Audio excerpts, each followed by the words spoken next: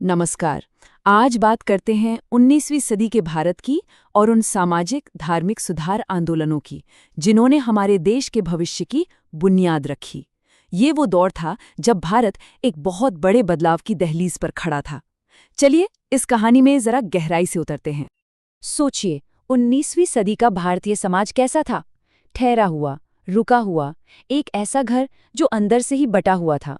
समाज में इतनी गहरी समस्याएं और अंधविश्वास थे कि उन्होंने देश को अंदर से खोखला कर दिया था। और जाहिर है, ऐसा घर बाहरी ताकतों के सामने बहुत कमजोर हो जाता है। ये जो ठहराव था, ये सिर्फ कुछ रीति रिवाजों का मामला नहीं था। नहीं, ये तो समस्याओं का एक ऐसा जाल था जो देश की तरक्की के रास्ते में एक बहुत बड़ी दीवार बनकर खड़ा हो गया था। आइए देखते हैं कि ये समस्याएं आखिर थीं क्या। और इन सब कुरीतियों को, चाहे वो सती प्रथा हो या फिर कठोर जाति व्यवस्था, अक्सर धर्म का चोला पहना दिया जाता था। और नतीजा था एक ऐसा समाज जिसमें न तो एकता थी, न तर्क था और न ही कोई वैज्ञानिक सोच। और जब तक इन बुराइयों को जड़ से खत्म नहीं किया जाता, तब तक राजनीतिक आज़ादी की लड़ाई के लिए एक मजबूत जमीन तैयार करना नामुमकिन था।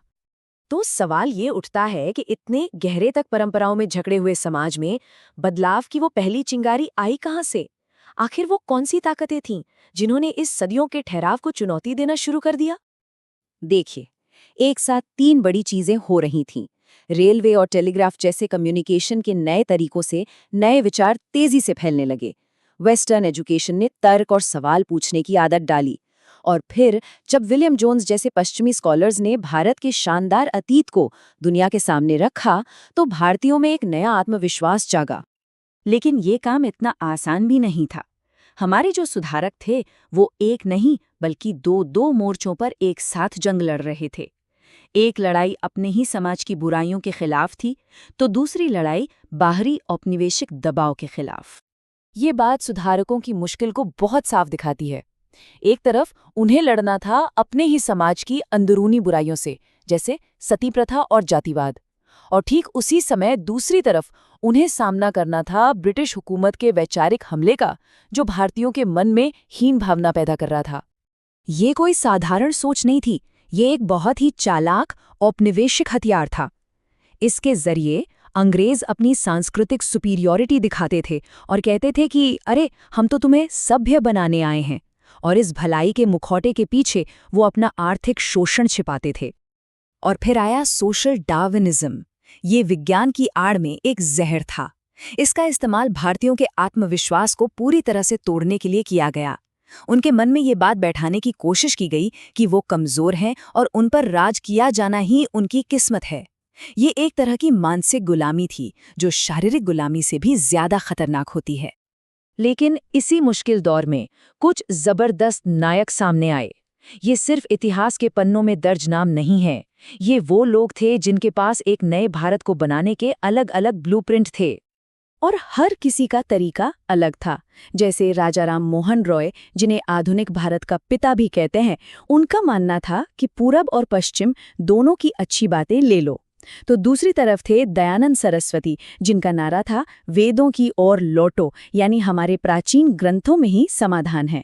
वहीं ज्योतिबा फूले ने शिक्षा के जरिए जमीनी स्तर पर जाति व्यवस्था पर सीधा प्रहार किया।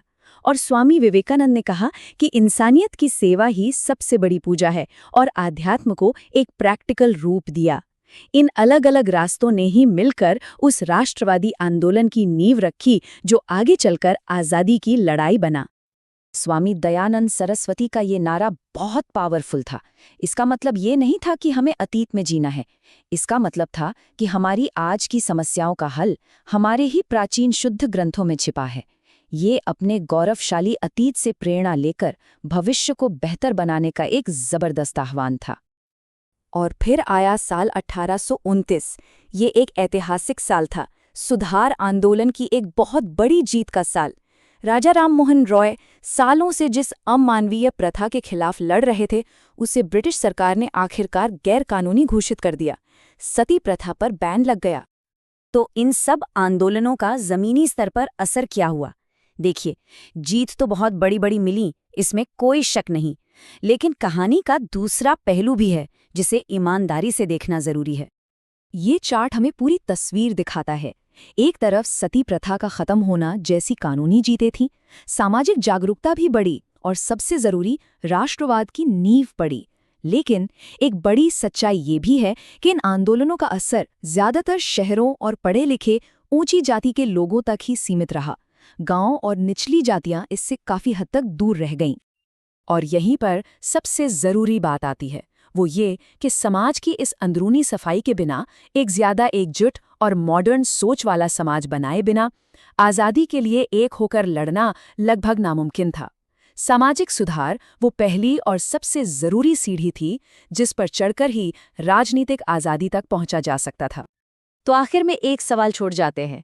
19वीं सदी में परंपरा और आधुनिकता के बीच जो जंग शुरू हुई थी, क्या वो आज भी हमारे समाज में, हमारे फैसलों में, हमारी सोच में कहीं ना कहीं जिंदा है? इस पर सोचना बहुत ज़रूरी है।